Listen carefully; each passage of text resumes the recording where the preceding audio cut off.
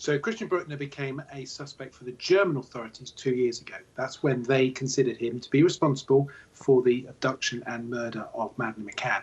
They've been investigating him for 2 years. They've done huge publicity, which has attracted worldwide attention, and they haven't yet got enough evidence to prosecute him. So he's not able to be charged. Now, the prosecutors in Portugal, which is, of course, where the offence took place, have now decided that they have made him an aguido. And what that means is a suspect in the abduction. The reason they've done that is because there is a statute of limitations. So what that means is that after a certain period of time, police cannot prosecute a case. That's called a statute of limitation. And that statute of limitation means that after 15 years, effectively, no one can be prosecuted unless at the point to which that 15-year period arises, someone is already under investigation. And that's what they've done. So they put him under investigation so that they get the period of 15 years and they're within it. So is there actually any hard evidence, or is the evidence there but just so tenuous that this documentation process had to happen just to keep the trail alive, if you will? And if there is evidence, is it strong enough to eventually go to trial? Well, so I was out in Germany and Portugal in the summer making a television programme around Madeleine McCann, and that will be broadcast in due course over the next few months.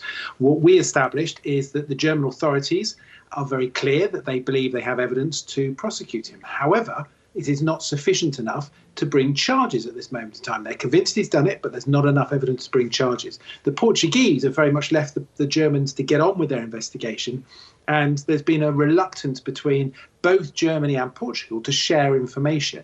The Germans have very much done it in isolation on their own. They have now put him under an aguido status very much for the German authorities. And there is a slight improvement in terms of relationship both between the Germans and the Portuguese. But there isn't enough evidence. There is not enough evidence in Germany to bring charges against Christian Brueckner, and there isn't enough evidence in Portugal because Portuguese are simply going on the German case. They don't have any evidence themselves against Christian B. It's all related to the German case. And so what we're seeing here is almost a play of cards, really, by the authorities to say, we are interested in you, we're going to work with the German authorities, we're going to make you an aguido whilst we continue to investigate. The question is now, 2 years on, at what point do the German authorities come out and say, we do not have enough evidence to prosecute you? The thing is, there is no urgency. They can keep this going for a number of more years before they bring any charges against Christian Brueckner, and perhaps at that period of time, the public will have forgotten and moved on. I don't think they will because it's such a massive story, but this is just a charade game now. You're absolutely right, and this is such a massive story. We were just playing some vision of 15 years ago, young Madeleine McCann as a 3-year-old, and the parents as well, the family walking around. Are we still in touch with the family? How have they processed what is ongoing for them? Are they vocal at all?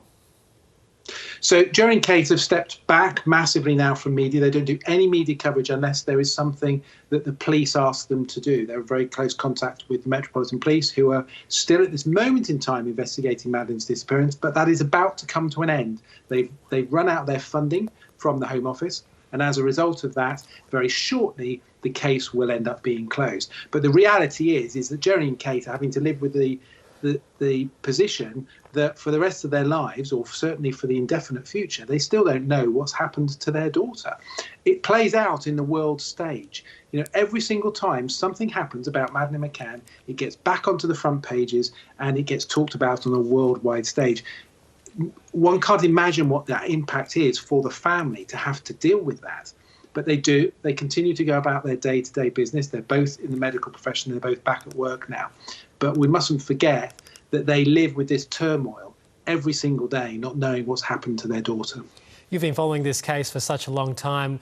We've heard from you about how flimsy maybe the case could be, even though there is evidence. What's your take? Has too much time elapsed for there to ever be a real answer and a conviction? Well, the sad reality is that the likelihood of solving this case is very, very slim now. We talk about it in policing terms as a golden hour, which is that period of time after the child gets abducted. And that is such a significant period of time. That was wasted because of the poor policing authorities in Portugal who really didn't know what they were doing. There was then a catch-up period of time thereafter. I was on the ground within 72 hours in Praia da Luz, and I've continued to cover the story thereafter. Sadly, I don't believe this case will be solved, certainly not in my lifetime. And the reality is that whilst this is an international, worldwide story, we're actually no further forward today than we were in May 2007 when Madeleine went missing. Mark Williams-Thomas, former detective and investigative journalist, thank you so much for your time. Thank you.